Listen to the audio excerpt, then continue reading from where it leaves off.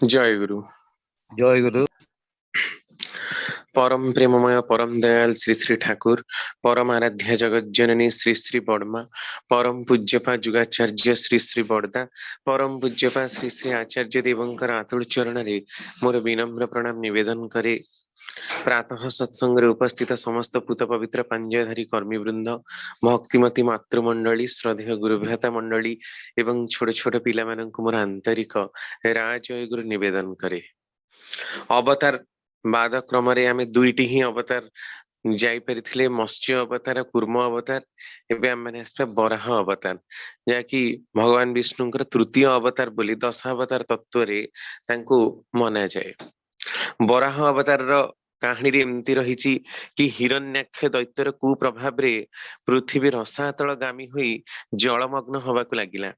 भगवान बराह रूप धारण करी निजे थोमणी रे बा थोड़ी रे पृथ्वी को धारण कले एवं दैत्य को संहार करी पुनः सृष्टि प्रक्रिया को चालू रखिले।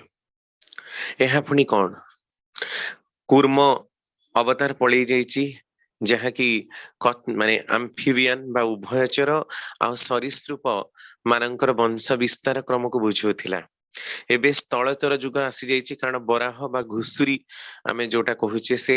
स्थल भाग रे ही संपूर्ण रूप रे विचरण करे। आम मानकर गोटे कथा रहिछि, मनीष प्रकृति मले तुटे, घुसुरी प्रकृति पंके लोटे।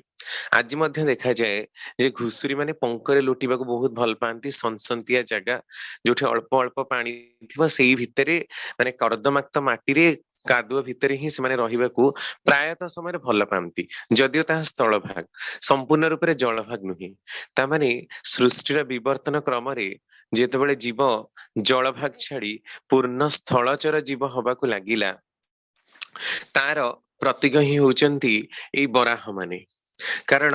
कूर्मर जो माने परिणीत जीव बा कूर्म अवतार परे जो सब जीव माने आसीचंती, से माने एई बराहंक परि कर्दमाक्त माटी रे गड़िबाकू खूब भल पांती। एठी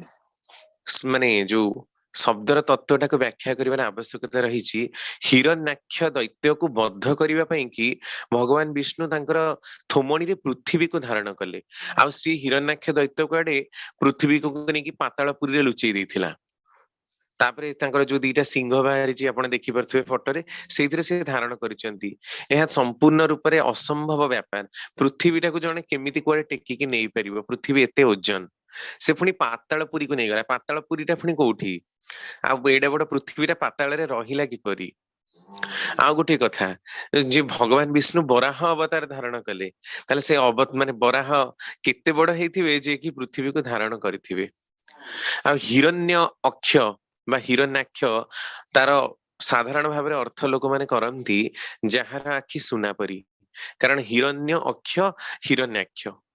किंतु सेमिति ता गोटे अर्थ ही पारे जे सुना भली आखि जार, किंतु हिरण्य शब्द आउ गोटे भी अर्थ हुए। शब्द कल्पद्रुम, मेदिनी कोश, संस्कृत हिंदी शब्द कोश,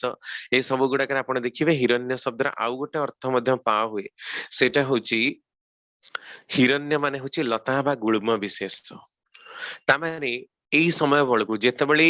आस्ते आस्ते माटी स्थल भागरे रूपांतरित हबाकू लागिला, तीन भाग जल आ गोटे भाग स्थल रहिला, पूर्ण गोटे बृहत स्थल भाग रहिला, सेतेबेले हठात की माटी एकदम गरम हेई नाही। आजिर जे प्रकार सॉलिड कोर अवस्था आमे देखुछु, सेई प्रकार अवस्था सेतेबेले प्राप्त हेइनी पृथ्वी। तेणु पानीर संस्पर्श रे आसी अल्प अल्प जलमय अवस्था तार रहिछि। आ हिरण्य माने लता बा गुल्म विशेष जो माने सब थिले, ता माने आमे एया कहि परिबा जे से समय बेलकू जीव जगत रे पृथ्वी पृष्ठ रे डोमिनेंस पळि आसलानी वृक्ष मानकर। वृक्ष माने समग्र पृथ्वी रे निजको आच्छादित करी रखिलेनी, किंतु ए वृक्ष माने बहुत बड़ बड़ वृक्ष नुहंती। लता बा गुल्म विशेष माने श्रबी टाइप रो आपणकर कंटकाक्त किछि गछ, आउ पूरा पृथ्वी पृष्ठ को कभर करी रखिथिबा सबु गछ माने, सेई मानंकु खाइके ही बंचुथिले जो माने स्थलचर प्राणी। तेणु बराह होची सेई स्थलचर प्राणीर प्रतीक। तांकु खाइके ही से बंचंती। से ताकु दंतरे भी धारण करिसेंती। देखा जाउची जे बराह अवतार दंतरे धारण करिसेंती पृथ्वी को तामाने जलरे बुड़ी रहिथिबा माटी को बा पातालपुरे थिबा पृथ्वी को दंत द्वारा ओलट पालट करी से शक्त करिसेंती तेणु आउ धोई गला नहीं कारण माटी प्रथमे तो जलाक्त हेकी थिला तापरे आस्ते आस्ते ताहा थंडा हवा को लागिला तापरे आस्ते आस्ते ताहा पुणी गरम हैला तामाने थंडारु गरम हबार प्रोसीजर भितरे ताकू बहुत समय लागिला तेणु बराह रूपी जो जीव माने सेई समय जो प्रकार जीव मानकर उत्पन्न हेइतिला सेमाने तांकर दांत साहाय्य रे माटी को कर्षण कले माटी को एपट सेपट ओलटेइबा को लागिले तापरे माटी उत्ताप्त जलवायु संस्पर्श रे आसी टाण हवा को लागिला तापरे माटीर प्रक्रिया बहु भाबरे गठन हवा को लागिला ता माने यह प्रमाण करुची जे ठाकुर जेमती कहउछंती के दिनपंजी पृष्ठा 13 रे बराहरे ही कूर्मर परिणति स्थलचर ही तेबे पानी कादुअर ममता एकदम मध्य छाड़ी नहीं ता माने जेते भी उन्नत होना कहीं जीव से तार आदिम वासस्थली जोटा कि जल तार मोह ममता को संपूर्ण रूप रे ए समय रे त्याग करी पारि नहीं विवर्तन समय सारणी रे बा आमे जदि जैव विवर्तन क्रिया जोटा जियोलॉजिकल टाइम स्केल देखिबा ताहले सिनोजोइक समय रे सिनोजोइक पीरियड रे स्तन्यपायी प्राणी मानकर पृथ्वी पृष्ठ रे भरपूर होई पड़िला स्तन्यपायी मानंकु मनुस्मृति रे जरायुज श्रेणी अंतर्भुक्त कराइछे जो मानकर जरायु लागिछि बा प्लासेंटा लागिछि मातृगर्भ रे थिला बेले सेमानंक मध्यरे प्रथमे तृणभोजी मानकर उद्भव हेछि आ एई समय रे उच्च स्थल भागर मध्य विकास घटिथिला जहा कि तृणभोजी प्राणी मानकर विचरण पई कि उपयुक्त थिला बराह होचंती से तृणभोजी प्राणी मानकर प्रतीक जे कि थोमणी को पृथ्वी रे धारण करिबा द्वारा तृणभोजी प्राणी मानकर व्यापकता तथा उच्च स्थल भाग को ही सूचना दउची एई समय रे एंजियोस्पर्मिक फ्लोरा जो मानक आमे वर्तमान समय देखि पारुछु से माने सेई समय उद्भव हवा आरंभ हुए तेणु पुराण रे जो हिरण्याक्ष दैत्य र कथा कुहा जाइछि हिरण्य माने होची लता बा गुल्म विशेष अर्थात तृण भोजी तृण को भोजन करुवा तामाने तृण मानकर आगमन हेछि वृक्ष लता मानकर आगमन हेछि आउ ताकू खाई चलीचंती माने सेमानकर एते परिमाणर आविर्भाव हेइथिला पृथ्वी पृष्ठ रे सेमाने एते परिमाणर छाई जाइथिले जे पृथ्वी को आउ थरे रिकन्स्ट्रक्ट आउ थरे तयारी करिवार आवश्यकता थिला कारण अवतार बादर लक्ष्य सब बेले ही थाए जे खराब जहां बा अत्युक्ति जहां दैत्याकार जहां ताकू से विनाश करिवे धर्मर ग्लानी को रक्षा करिवे तेणु सेई समय रे जेतेबेले बहु परिमाण रे तृणभोजी मानकर आगमन हेछि तृणभोजी रु पुणी ऊपर स्तर को जीवा पाई कि खाद्य श्रृंखल क्रम रे भगवान विष्णुंकर बराह अवतार क्रमित हेछि तापरे आसुची नेक्स्ट तापरे हमर आसुची नृसिंह अवतार ए कथा समस्ते जानती नृसिंह होचंती भगवान कर सबुठारु रागी अवतार ए रागी अवतार क्रम रे आमे तांको अनेक पूजा करबा को भय मध्य पांती मंदिर मानकर ही कोठी कोठी रखा जाए घरे तांकर मूर्ति को रखिबा को मना करा जाए तार कुप्रभाव पड़े कारण बहुत रागी सबुठार रागी अवतार जदि माने कोटा भगवान कर थाए ताले से होची नृसिंह अवतार एभली परिकल्पना काहे करा जायछि नृसिंह नृ माने मनीष नरसिंह भी कहती नरसिम्हा बोली भी कहती अधा नर अधा सिंह एई भली भाबरे ही तार वर्णना करा जायछि तो एभली काहेकि आ से पुणी सबुठारु रागी अवतार रूप रे काहेकि परिचित हेचंती आमे जदि नृसिंह पुराण हरिवंश आ अलगा समस्त पुराण गुडाकरे मध्य देखिबा प्राय प्रत्येक पुराण जेहेतु पाखापाखि समान से प्रकार वर्णना करा मध्य जाइछि जे ए जो अधा नर एवं अधा सिंहंकर गठन रे जो अवतार हेछि ता होछि नृसिंह अवतार आमे पुराण पृष्ठ रे वर्णना पाऊ जे भगवान नरसिंह अवतार रे हरिभक्त प्रहल्लाद को रक्षा करिबा पई कि ही आगमन हेछि हरि विद्वेषी हिरण्यकश्यपु पुत्र प्रहल्लाद को हरिनाम छड़ेबा पई विष प्रयोग अग्नि रे बसई दबा जल मध्य निक्षेप करिबा हस्तीर पाद तले निष्पेषण इत्यादि द्वारा मध्य तांको विनाश करि पारि नाहंती कारण स्वयं भगवान तांको निजर रक्षा करिसंती तांको प्रहलाद को रक्षा करिसंती शेष को विरक्त होई हरि जे केउठारे बोली जेतेबेले प्रश्न करिछि हिरण्यकश्यपु सेतेबेले से खंब भितर बाहरिचंती आउ अत्यंत विशालकाय प्रचंडकाय मूर्ति हेकि बाहरिचंती आउ से सर्वत्र विद्यमान अत्र तत्र सर्वत्र जोठी खोजिले भी माने ईश्वर को पाई हबो सेई जिंसटाको से प्रमाण करिचंती तो आमर जो सृष्टिर क्रम विकास क्रम रे आमे जदि देखिबा बराह प्राणी मानकर परवर्ती रूप हैला अधा मनीष आउ अधा पशुर सम्मिश्रणर प्राणी सेमाने किए सेमाने एई जो प्राइमेट वर्ग बा जेमती वर्णना करा जाय जे मनीष मानकर उत्पत्ति लांगुल विहीन मांकड़ मानक ठारु हेछि सेई प्रकारर प्रजाति मानक हेछि त सिम्पांजी गरिला गिबन ओरांगोटांग एई माने वर्तमान जो चारि प्रकार उपलब्ध होउचंती आगुरु अनेक थिले किंतु आमे आउ से माने वर्तमान नाहंती तो वर्तमान जो चारि प्रकार निर्वाणर देखा जांती मनीष आकृतिर बानर जो मानकर मनीष मानक सहित सामंजस्य रहिछि सेई माने ही होउचंती अधा नर आउ अधा सिंह आपण से मानकर शरीर टाकू देखिले पूरा भल भाबरे जानि परिबे से माने मनीष भली ठिया हेकी चालन करंती आ मुहटा पूरा एकदम ही सिंहाकृति किंबा बाघाकृति थिव से मानकर आ जंगल ले से माने रुहंती से माने तृणभोजी प्राणी तेणु एई जो चारि प्रजातिर निर्वाणर रहिचंती निर्जाति रहिचंती एई मानंकु ही नरसिंहंकर अवतार बोली मना जाए कारण प्राणीर दिगरे विवर्तन सहित ताल मिलाई उद्भिद जगत मध्य विवर्तन प्रक्रिया चालू थाए सन्त सन्तिया माटी रे जात गुल्म गुड़िक क्रमशः वृक्ष रे रूपांतरित हुए कारण छोट छोट गछरु बड़ बड़ वृक्ष गुड़ाक मध्य हेछि जेमति कि कदली वृक्ष ताहा गुल्मादिर मध्य विवर्तित रूप उक्त समय रे माने जो समय रे माने तयारी हेइथिले कदली वृक्ष गुड़िका आज कोटी कोटी वर्ष तले जेतेबेले उद्भावन हेइथिले बा डिस्कवर करिथिला नेचर तांकू सेही समय रे अत्यंत आर्द्र थिला माने पानी आउ माटीर सम्मिश्रण रे ही माटी थिला संपूर्ण रूप रे ताहा कठिन हेइ नथिला बा गरम अवस्था रे नथिला तेणु सेथिरे थिबा महिलता बा जिया माने कर उपद्रव अतिशय थिला आ से समय एते बड़ बड़ सब जिया माने थिले जो माने कि केवल 6 फुट साप भली देखाउथिले तांकर मोटाटा भी से प्रकार थिला कारण से समय ऑक्सीजन बहुत अधिका थिला पृथ्वी पृष्ठ रे तेणु बृहत काय जीव माने सृष्टि हेइथिले तेणु से माने सब कदली प्रजातिर वृक्ष बा कदली भली रस सृष्टिकारी वृक्ष मानक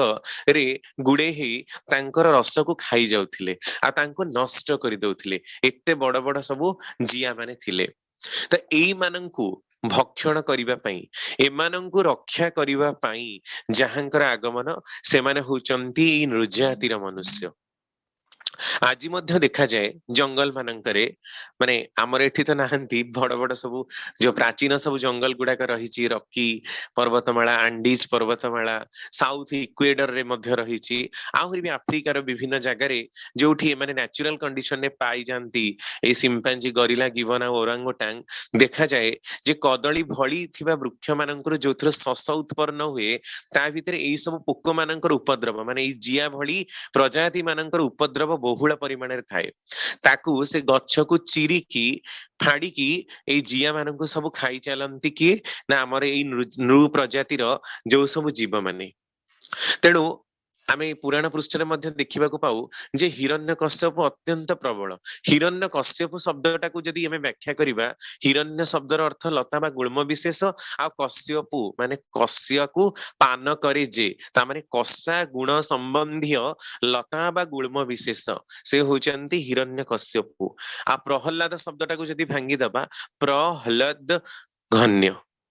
माने प्रकृष्ट रूप से आनंद प्रदान करे तो एमिति देखा जाइछि जे प्रबल प्रतापशाली हिरण्यकश्यपु एमिति भगवान विष्णु को सॉरी माने ब्रह्मा को वर मागिथिला जे मु कोनोसी थिरे ही मोर मृत्यु हबो नाही ना मु अस्त्र रे मरिबी ना मु शस्त्र रे मरिबी ना दिन बेला मरिबी ना राति रे मरिबी ना सकाळे मरिबी ना मते कोनोसी देवता मारि परिबे ना कोनोसी दानव मारि परिबे ना कोनोसी मानव मारि परिबे एई प्रकार अवस्था किंतु देखंतु नृसिंह तांको कोठी विदारण करिसेंती तांकर जंघ ऊपर रखिसेंती ना से माटी ना से आकाश ନା ଅସ୍ତ୍ରରେ ମାରିଛନ୍ତି ନା ଶସ୍ତ୍ରରେ ମାରିଛନ୍ତି, ନଖରେ ବିଦାରଣ କରିଛନ୍ତି। ନା ସେତେବେଳେ ଦିନ ବେଳା ଥିଲା ନା ରାତି ବେଳା ଥିଲା, ସେତେବେଳେ ଥିଲା ସନ୍ଧ୍ୟା ବେଳା। ତେଣୁ ଏହା ପ୍ରମାଣ କରୁଛି ଯେ ମଣିଷ କେତେ ବି କୂଟ କପଟ କରି ନିଜର ମୃତ୍ୟୁଟାକୁ କବଳିତ କରିବାକୁ ଚେଷ୍ଟା କଲେ ମଧ୍ୟ ମୃତ୍ୟୁ ଅବଶ୍ୟମ୍ଭାବୀ। କାରଣ ମୃତ୍ୟୁ ହଉଛି ବୋଲି ହିଁ ମଣିଷର ଜନ୍ମାନ୍ତର ବାଦର ଗତି ହେଇ ପାରୁଛି। ତେଣୁ ହିରଣ୍ୟ କଶ୍ୟପ ଯେ ଏ ପ୍ରକାରର ବର ମାଗିଥିଲା, ତାମାନେ ଅମର ହେଇଯିବି, ଏମିତି ହେଲେ ମତେ ଆଉ କେହି ମାରିପାରିବେନି, କାରଣ ମଣିଷ ବି ମାରିପାରିବେନି, ଦେବତା ବି ମାରିପାରିବେନି, ଅସୁର ବି ମାରିପାରିବେନି, ତା ମୁଁ କାହା ହାତରେ ମରିବିନି। ଏମିତି କିନ୍ତୁ ହୁଏ ନା। ସୃଷ୍ଟିର କ୍ରମ ବିକାଶକୁ ରକ୍ଷା କରିବା ପାଇଁ ଯେତେବେଳେ ଯାହାର ପ୍ରୟୋଜନ ରହିଛି, ସେତେବେଳେ ଭଗବାନଙ୍କୁ ସେହି ରୂପ ଧାରଣ କରି ଆସିବାକୁ ପଡିଛି। କାରଣ ସୃଷ୍ଟିର କ୍ରମ ବିବର୍ତ୍ତନ ବା ଇଭଲ୍ୟୁସନାରୀ ଟ୍ରେଣ୍ଡ ଏତିକିରେ ସୀମିତ ହେଇନି, ତାକୁ ଆଗକୁ ଆହୁରି ବଢି ଯିବାର ଅଛି।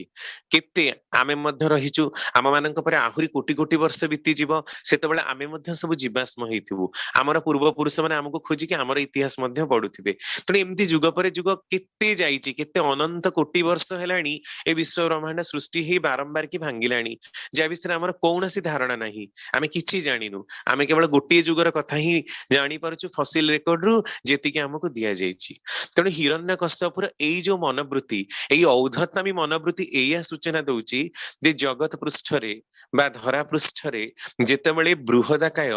ଗୁଳ୍ମ ମାନଙ୍କର ଆଉ ବୃହଦାକାୟ ବୃକ୍ଷ ମାନଙ୍କର ପ୍ରଜାତି ମାଡି ଯିବାକୁ ଲାଗିଲେ, ସେତେବେଳେ ସିମ୍ପାଞ୍ଜି, ଗିବନ, ଗରିଲା, ଓରାଙ୍ଗ ଓଟାଙ୍ଗ ଭଳି ଜୀବ ମାନଙ୍କର ମଧ୍ୟ ପ୍ରାଦୁର୍ଭାବ ବଢିବାକୁ ଲାଗିଲା, ଯୋଉମାନେ କି ମାନେ କମ୍ପ୍ଲିଟଲି ତୃଣଭୋଜୀ ଥିଲେ, ଆଉ ଅଳ୍ପକ୍ତ ପରିମାଣରେ ମଧ୍ୟ ମାଂସାଶୀ ଜୀବ ଥିଲେ। ମାନେ ସେମାନେ ଅଲଗା ମାନଙ୍କୁ ମଧ୍ୟ ଖାଉଥିଲେ, ଯେଭଳି କି ଜିଆ ଭଳି ଥିବା ବୃହତାକାୟ ଜୀବ ମାନଙ୍କୁ ସେମାନେ ଖାଇ ପକଉଥିଲେ। ତେଣୁ ଏହା ହିଁ ପ୍ରମାଣ କରୁଛି ଯେ ବିବର୍ତ୍ତନ ପ୍ରକ୍ରିୟାରେ ଯେତେବେଳେ ସ୍ତନ୍ୟପାୟୀ ତୃଣଭୋଜୀ ମାନଙ୍କ ପରେ ସ୍ତନ୍ୟପାୟୀ ମାଂସାଶୀ ଜୀବମାନେ ଉତ୍ପନ୍ନ ହେଲେ,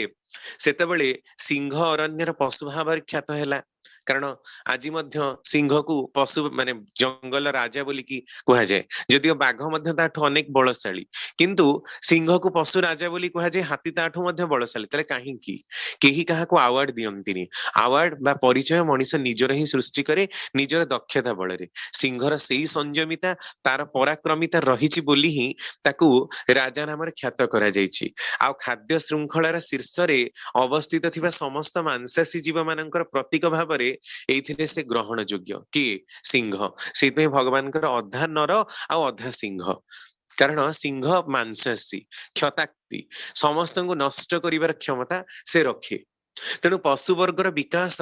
ମାଂସାଶୀ ମାନଙ୍କ ପରେ ସ୍ଥଗିତ ରହି ମନୁଷ୍ୟର ଆବିର୍ଭାବ ଘଟିଥିଲା। ପ୍ରକୃତିରେ ତୃଣଭୋଜୀ ମାନଙ୍କର ଯେତେବେଳେ ଚରମ ବିକାଶ ହେଇଛି, ତୃଣଭୋଜୀ ପ୍ରାଣୀ ମାନେ ଯେତେବେଳେ ସମଗ୍ର ପୃଥିବୀରେ ପୁରା ବିସ୍ତୃତିରେ ମାଡି ଯାଇଛନ୍ତି, ସ୍ଵାଧୀନ ବିଚରଣ ଉଦ୍ଭିଦ ଜଗତ ଉପରେ ତାଙ୍କର କୁପ୍ରଭାବ ପଡିଥିଲା। କାରଣ ଖାଲି ଗଛ ଲତାକୁ ଖାଇ ଚାଲିଲେ। ବୃହଦାକାୟ ସରୀସୃପ ମାନେ ବି ସେ ସମୟରେ ଥିଲେ, ଯେମିତି କି ଆମେ ଡାଇନୋସର ମାନଙ୍କୁ କହୁ। ବହୁତ ବଡ ବଡ ଡାଇନୋସର ଯୋଉମାନେ ଥିଲେ, ସେମାନେ ସବୁ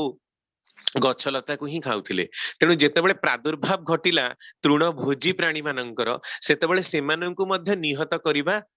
ଆବଶ୍ୟକ ପଡିଲା। ଯେମିତି ଶଙ୍ଖ ମାନଙ୍କୁ ବିନାଶ କରିବାରୁ ହିଁ, ଶଙ୍ଖ କୂଳକୁ ଦମନ କରିବାରୁ ହିଁ ଭଗବାନଙ୍କର ମତ୍ସ୍ୟ ଅବତାର, ତାମାନେ ମତ୍ସ୍ୟ ଭଳି ମେରୁଦଣ୍ଡୀ ପ୍ରାଣୀ ମାନେ ସୃଷ୍ଟି ହେଲେ, ଠିକ ସେଇଭଳି ତୃଣଭୋଜୀ ପ୍ରାଣୀ ମାନଙ୍କର ଅତ୍ୟକ୍ତ ପରିମାଣର ବିଚରଣ ଆଉ ତୃଣକୁ ଅତ୍ୟନ୍ତ ପରିମାଣରେ ସେବନ ମଧ୍ୟ ପୃଥିବୀ ଉପରେ ଭାରି କୁପ୍ରଭାବ ପକେଇଲା। ତେଣୁ ଉଦ୍ଭିଦ ମାନଙ୍କର ଯୋଉ କ୍ରମାଗତ ଚାରଣ ବା ଓଭର ଗ୍ରେଜିଂ, ସେମାନଙ୍କର ଧ୍ୱଂସର ପଥଟାକୁ ପରିଷ୍କାର କରିଦେଲା। ଉଦ୍ଭିଦ ଜଗତ ଲୋପ ହେଇଗଲେ ସୃଷ୍ଟିର ବିକାଶ ପୂର୍ଣ୍ଣ ଭାବରେ ସ୍ଥିର ହେଇଯାଇଥାନ୍ତା। ତେଣୁ ଉଦ୍ଭିଦ ହିଁ ସୌର ଶକ୍ତିକୁ ରାସାୟନିକ ଶକ୍ତିରେ ପରିଣତ କରେ, ଆଉ ଅଙ୍ଗାରର ଆତ୍ମୀକରଣ ପ୍ରକ୍ରିୟାରେ ଖାଦ୍ୟ ମଧ୍ୟ ତିଆରି କରେ। ତେଣୁ ସେମାନେ ସ୍ୱଭୋଜୀ ବା ଅଟୋଟ୍ରୋଫିକ ଅର୍ଗାନିଜମ ବୋଲି କହନ୍ତି। ଆଉ ପଶୁ ଜଗତ ଉଦ୍ଭିଦ ମାନଙ୍କ ମଧ୍ୟରେ ପ୍ରତ୍ୟକ୍ଷ ଆଉ ପରୋକ୍ଷରେ ବା ହେଟରୋଟ୍ରଫିକ ଭାବରେ ନିର୍ଭରଶୀଳ। ତେଣୁ ପଶୁ ଜଗତ କେବେ ବି ନିଜର ଖାଦ୍ୟ ନିଜେ କରିପାରିବନି, କାରଣ ତା ଦେହରେ ସେ ପ୍ରକାର କ୍ଷମତା ନାହିଁ। ତେଣୁ ଯଦି ସମ୍ପୂର୍ଣ୍ଣ ରୂପରେ କେବଳ ଖାଇ ଖାଇକି ହିଁ ସାରି ଦେଇଥାନ୍ତେ ପ୍ରାଣୀ ମାନେ, ପୁରା ସମଗ୍ର ଜଙ୍ଗଲ ମାନେ ଯେତେ ଗଛ ଲତା ସବୁ ଖାଇ ଖାଇକି ପ୍ରାଣୀ ମାନେ ସାରି ଦେଇଥାନ୍ତେ, ତାହେଲେ ସୃଷ୍ଟି ବୋଧେ ଆଜି ଏତିକି ବାଟ ଗଡି ନଥାନ୍ତା। ତୃଣଭୋଜୀ ପ୍ରାଣୀ ମାନଙ୍କର ଚରମ ବିକାଶ ଚାରଣ ପ୍ରକ୍ରିୟାରେ ଉଦ୍ଭିଦ ମାନଙ୍କର ବିଲୁପ୍ତ ଅବସ୍ଥା ପ୍ରକୃତିରେ ଅସନ୍ତୁଳନ ସୃଷ୍ଟି କଲା। ଠିକ ଏହି ସମୟରେ ମାଂସାଶୀ ଜୀବ ମାନଙ୍କର ବିକାଶ ଏକ ନିଶ୍ଚିନ୍ତ ଆବଶ୍ୟକତା ହେଇ ପଡିଲା। जहा द्वारा तृणभोजी मानकर संख्या निर्दिष्ट हैला तथा उद्भिद जगत विकास मध्य घटिला। तेणु भगवान नृसिंह सेही समय परिवेश संतुलन पाई पालन पाई आवश्यकता थिले। तेणु आमे जदि नृतत्व दृष्टिकोण विचार करिबा पालियोंटोलॉजिकल एविडेंसेस जीवाश्म भित्तिक प्रमाण को मध्य आमे देखिबा ताहले यह स्पष्ट भाव में प्रमाण पाइबा जे एई सब जो जीव माने सिंपांजी गरिला भली जीव माने जो माने कि आस्ते आस्ते मांस खाती मध्य आउ तृण मध्य खाती। आपण देखिबे जंगल सबु याम माने आपनकर जोटा कंदमूल रहिछि तापर आपनकर देसी आलू एगुडा सब ताड़िकी से माने खाई जांती। तापरे भी एमती जिया भली सब जो सॉफ्ट जीव जो माने रहिचंती तांको मानको मध्य खाई जांती। ता माने अधा नर आ अधा सिंह सिंह संपूर्ण रूप में मांसासी नर मध्य पूर्ण मांसासी नुही कि पूर्ण तृणभोजी नुहे जदि ता देहटा तृणभोजी पाई ही विकास होईची किंतु प्राथमिक पर्यायर तो मनीष कंचा मांस ही खाउथिला। ता माने ये प्रमाण करूची जे मांसासी जीव मानकर आविर्भावटा धरा पृष्ठ रे आगमन हबाकू लागिला बढ़िबाकू लागिला। तेणु ये जो नर आ सिंह तार ही प्रतीक एई प्रकार सब खर्बाकृति बा अल्प हाइट रो जो सब रहिचंती आम मानकर बानराकृति जीव माने तार ही प्रतीक। आउ हिरण्य कश्यप भली बर्बर राक्षसर प्रहल्लादंक भली चरित्रवान पुत्र एटा एया प्रमाण करूची जे मांसाहारी बणुआ समाज रु सभ्य मानव को सभ्य तार दिगरे ही आगे चली क्रम विकास। कारण मांसाहारी जीव मानकर अत्यधिकता एटा सूचना दउची भगवान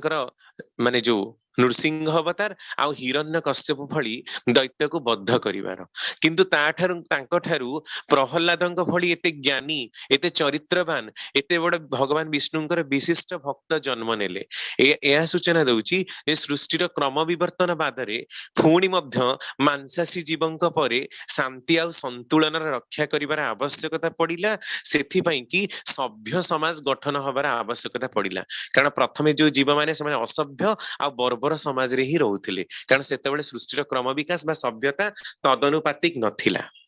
सेइति पई कि क्रम विकास एई प्रकार अवस्था रे गडी चलिला। नेक्स्ट टाइम जिबा वामन अवतार। भगवान विष्णु जेतेबेले वामन अवतार रे आसिले सेतेबेले से बळी को पाताल को चापी देइचंती। ए कथा बहुल भाबरे ही आमे माने देखिबाको पाऊ। पुराण रे वामन पुराण रे मध्य आ विभिन्न हरिवंश पुराण रे सबुठी मध्य एई प्रकार ही वर्णना रहिछि। आ पुराण रे एमिति वर्णना रहिछि कि बळी बळी किए ना प्रहल्लादर पुत्र वैरोचन वैरोचनर पुत्र होछि बळी तांकर ही वंशधर। तो पुराण रे वर्णना रहिछि बळी राजा अत्यंत दानशाली थिले आ तांकर दान प्रदानर भारी बड़ अहमिका भी थिला। एमती कि गुरु शुक्राचार्य कथा को भी से मानिले नहीं। भगवान विष्णुंकर जो कमंडल थिला वामन अवतार कमंडल धरिथिले ता भितर जे कि शुक्राचार्य गोडे लुचि गले छोट हेकी आ शुक्राचार्य को सेठी जो भगवान विष्णु ठक करी बाड़ी देइथिले तांकर आखिटी गोडे फुटी जाइथिला। एमिति ही पुराणर वर्णना सब सुनिबा को मिले। तो तांकर दान पई बहुत अहंकार थिला कारण से जगत रे सर्वश्रेष्ठ दानी राजा थिले। दान देई देई कि भी तांकर बहुत पुण्य हेइथिला तेणु भारी अहंकार तांका भितरे प्रबल हेकी थिला। भगवान ब्राह्मण बेशरे राजांक निकटरू दान बा जाचज्ञ कले एवं दुई पाद दान परे तृतीय पाद दान न देई परिबारु तांको पाताल को से तृतीय पाद रे चापी देले। से कहिले जे मो मुंड उपरे रखंतु कारण गोटे रे पूरा समग्र जो पृथ्वीर स्थल भाग जल भाग ताकू नहीं गले एते बड़ तांकर पाद विस्तृत हैला। आउ गोटे पाद रे पूरा आकाश को नहीं गले आउ तो जगह ही नहीं। तेणु तृतीय पाद जो मागी थिले सेटा पुणी कोउठ रखिले ना तांकर मस्तक ऊपर रखिले तांको पाताल को चापी देले। एटा कोन मनुष्य रूपे संपूर्ण विवर्तित हवा सहित स्थल भाग आउ जल भाग रो विभागीकरण मध्य परिणति लाभ कला माने क्लियर कट डिफरेंशिएशन हैला। ए जो गोटे भूमि माने गोटे पादरे से संपूर्ण जल भाग स्थल भाग को नहीं गले आउ गोटे पादरे पूरा संपूर्ण आकाशटा को नहीं गले ता माने एया सूचना दउची जे सेही समय बळकू जो समय भगवानकर वामन अवतार हेची निश्चित रूप से एहार समय काल आज 25 लक्ष रु 30 लक्ष वर्ष तलर कथा हब जो समय कि खर्बाकृति मानव तैयारी हैला। अल्प अल्प हाइट रो जो माननकु आमे आजि ऑस्ट्रालोपिथेकस रामापिथेकस मानव बोली कि तांकर जीवाश्म पड़छ अत्यंत क्षुद्रकाय बहुत कम हाइट रो समस्ते प्रथमे क्षुद्र रु ही बृहत हेचंती जेते जीव तेणु मनीष मध्य सेमती स्टंटेड हाइट बहुत कम थिला पूरा बणुआ थिला वाइल्डरनेस ता भितरे थिला तेणु सेही समय आजि ठारु 25 लाख रु 30 लाख बा पाखापाखी 40 लाख वर्ष तळर जो समय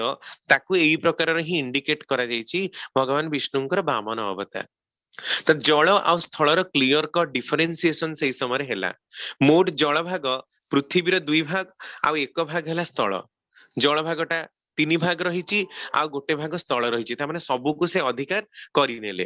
एबे एई स्थलचर रे स्थल भाग रे ही वास करिवे मनुष्य माने कारण मनुष्य मानकर जेतेबेले क्रम विकास हेची स्थलचर जीव मानकर जेतेबेले क्रम विकास हेची से माने ता जल रे रही परिबेनी तेनु से मानकु स्थल रे रहिबाकू ही पडिला तेनु तत्कालीन जो जलवायु प्राकृतिक परिवेश आ खाद्य व्यवस्था हेतु खर्बाकृति विशिष्ट मानव रे ही जन्म हेतिला तेणु वामन अवतार कारण सेई समय रे सेई प्रकार कंडीशन थिला तो मनीष पूर्ण भाव रे विकसित हेई पारि नथिला आ तांको 3 पाद भूमि दानर कथा रहिछि ए 3 पाद भूमिटा कोन ता माने 2 भाग जलमय आ गोटे भाग स्थलमय रहिछि 3 भाग जो हमर जलमय रहिछि आ गोटे भाग स्थलमय रहिछि एटा मनीषर बासोपयोगी नुहे कारण जल भाग जो 3 भाग विस्तृत हेकि गोटे बृहत महासागर आउ गोटे बृहत स्थल भाग रहिछि एटा मनीषर बास उपयोगी हेई नथिला कारण चारियाडे जंगल थिला आ एपटे गोटे पटे खाली जल ही जल चारियाडे भर्ती तेणु मनीष निजको उपयुक्त करबाको लागिला आ बळी शब्दर अर्थ पुनी कोन ठाकुर सत्यानुसरण कहउछन्ती बळी शब्दर अर्थ हैला वर्धन वामन रूपे भगवान बळी राजांकठु 3 पाद भूमि चाहिथिले एहार तात्पर्य हेउछि जे मनीषर बंचिबा बढ़िबा पई खाद्य को संग्रह करिबा पई रहिबा पई निरापद स्थल भागर ही आवश्यकता पडिला पुनश्च तार संख्या वृद्धि हेतु मूल स्थान यथेष्ट हेलानी तेणु सेमानंकु स्थानांतर गमन करिबाकू बाध्य हैला कारण आमे देखु जे भगवान विष्णुंकर हातरे देखंतु भिक्षा पात्र रहिछि कमंडलु रहिछि सन्यासीर वेश धारण करिसंती कौनसी निर्दिष्ट जगह स्थिर हेई रही नाहंती ता माने प्रथमे जेतेबेले मनीषर सभ्यता थिला से कौनसी जगह स्थिर हेई रहु नथिला तापरे आस्ते आस्ते पोडु चाष भी शिखिला कारण चाष जमीर व्यवहार भी से जानी नथिला कृषिर भी जानिनी बलराम को अवतारे कृषिर व्यवहार से जानिला तेणु किछि जानिनी ता मुंड भितरे सेतेबेले बुद्धिर पूर्ण विकास हेइनी तेणु ताको स्थानांतर जोठी जोठी से जंगल खाद्य खाई खाई बंचुथिला जे सरी गला परे गोटे गोटे जगारु आउ गोटे जगह को ताको जीवाकू लागिला तेणु एइटा ए जो बासप जोगी भूमि को तयारी करिवा पई ताको स्थानांतरणीकरण प्रक्रिया मध्य करिवाकू लागिला पुणी कह जायछि जे बळी राजांकर दान दबार गर्व को खर्ब करिवा पई कि वामन अवतार हेइथिला तो बाली पाई ही वामन अवतार अर्थात जनसंख्या वृद्धि हेतु भूमिर आवश्यकता को मध्य मान्यता देइथिले वामन कारण जनसंख्या वृद्धि हेले भूमि जदि न रहिबो ताले सेथिरे मानव रहि परिबो नाही 3 पादरे स्वर्ग मर्त्य पाताल को मध्य वामन दान सूत्र रे नेइ गले बळी राजांकठु स्वर्ग मर्त्य पाताल यार जो कल्पना करा जायछि एहा संपूर्ण रूप रे भित्तिहीन कारण पृथ्वी रे ही स्वर्ग मर्त्य पाताल 3टा जाक रहिछि एहा छडा आउ गोटे केउंठी स्वर्ग बा नरक बोली किछि नाही पृथ्वीर विभिन्न प्रांत को जेतेबेले व्यापी गले एई वामनाकृति बा खर्बाकृति मानव माने ताही सूचना दउछि जे बळी राजांकु से पाताल को चापी देले ता माने चारियाडे पूरा पृथ्वीर विभिन्न कोण अनुकोण रे जो नोमाडिक हंटर बा पुरातन मानव थिला मानव भी तो नुह मानवर पूर्व अवस्था थिला से माने चारियाडे माडी गले आ विस्तृत हबाकू लागिले एटा ही भगवानकर वामन अवतार र तात्पर्य तो समय हे जाइछि 7:31 हे गलानी एटी सारिबाकू पड़िबो आ गुरुवार दिन आमे अलगा अलगा अवतार मानक विषय रे कंक्लूड करिबा आसीबा लास्ट जाय कल्की अवतार जाय समस्त को जय गुरु जय गुरु सुंदर भावरे परम श्रद्धा रमाकांत भाई ए जे परम पुरुषंकर विभिन्न अवतार कथा कथा एवं चित्र माध्यम रे आपण मान पाखरे तोଳି धरले ए विषय रे परमदयाल श्री ठाकुरंकर मध्य गोटे एई भली कथा गोटे संगठित होइतला सेटा होची जेतेबेले बालकृष्ण दास विशिष्ट संगीतज्ञ श्री श्री ठाकुर दर्शन जाइए से श्री श्री ठाकुर दर्शन से गोटे दिव्य अनुभूति परदिन श्री ठाकुर दर्शन करती श्री श्री ठाकुर गीत गोविंदर दशावतार कथा गाई शुणापी कही जदिव कंठस्थ नथिला ठाकुर संगे संगे सब व्यवस्था कर देते से दशावतार गाई बालकृष्ण दास विशिष्ट संगीतज्ञ जितेबले शेष गाइले आमर कल्की अवतार से गाई पारना हाथ थरुची गला बाष्परुद्ध श्री श्री ठाकुर देखुंट एवं से अनुभव कर जो जो अवतार ये गान कर से अवतार परम पुरुष पाखे देखुं अवस्था श्री श्री ठाकुर जो देखुं कल्की अवतार बाष्परुद्ध आ कही पारना कहते कौन है आप विशिष्ट संगीतज्ञ कौन है ना ठाकुर आ गाई पारे ना कौन ना ठाकुर आ गाई पारे से मुखमंडल जो भयानक दृश्य ठाकुर देखुं मुखमंडल से बंद कर देती तार परदिन पुणी आशीर्वाद पुष्ट होकर से गीत गोविंद समाप्त कर जीवन गुरु इष्ट आदर्श परम पुरुष सबकिछि पाखे संगठित हो जाओ सुंदर भाव परम श्रद्धा रमाकांत भाई गवेषणात्मक आलोचना जारी रखी आहरी तार सुदूर प्रसार हो सुंदर भाव परिपालन कर चलतु तत्सहित सुस्थ स्वस्थ निरामय जीवन परम पिता प्रार्थना निवेदन करे।